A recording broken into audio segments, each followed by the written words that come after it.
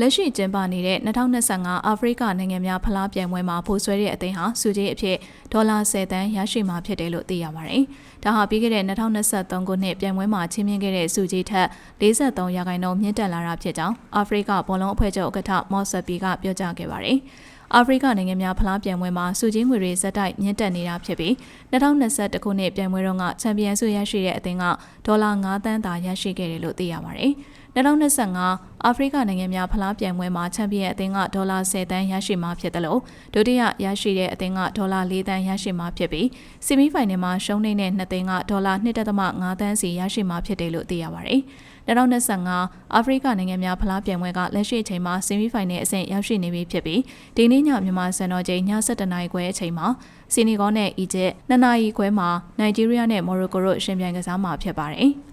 အင်ရှင်မော်ရိုကိုအသင်းကပူဆွဲဖို့ရေပန်းအစားဆုံးဖြစ်နေရလို့သိရပါတယ်။